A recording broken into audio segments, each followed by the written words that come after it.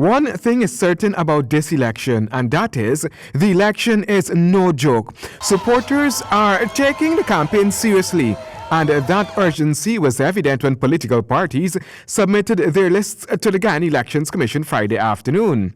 Looking at the two major political parties, the APNUFC and the PPPC, each sought to outdo each other, from crowd support to very miniature details relative to the style in which the lists were presented. First to present their lists was the APNUFC, and theirs came in a briefcase. The list was presented by Joseph Herman, while the President, Prime Ministerial candidate, and other ministers looked on. But back on the outside, supporters cheered loudly. President David Granger commented on the list presented by the coalition. We have, over the last 3 months, been very careful to lay down the principles by which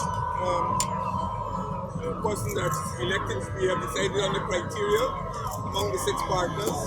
I am satisfied that all 6 partners have complied with those criteria about gender, about generation, about geographical spread, about competence. I'm very satisfied that we went through the process and we've got the best list. And it's a winning list. The president said there are no surprises on the list presented by the coalition.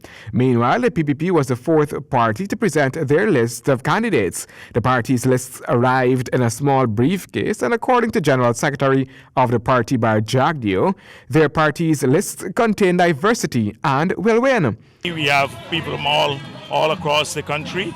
It has a combination of young people, people with experience, as people who have proven track records in administration.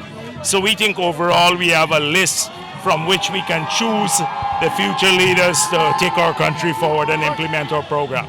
Appearing on the PPP's list were Anthony Vera, a former supporter of the coalition, former GCCI President Deodat Indar, Attorney at Law Sanjeev Dattadin, and others. Well, scores of supporters from the various political parties continue to support their party here at Umaniana. It is Nominations Day 2020 as Ghana gears up for the March 2020 regional and general elections. Some parties will be contesting in all of the administrative regions, while some will only be competing or contesting in a few of the regions. Some will be contesting only at the regional levels also, that should be noted. Handel Duncan, HGP Nightly News, the Umaniana in Georgetown.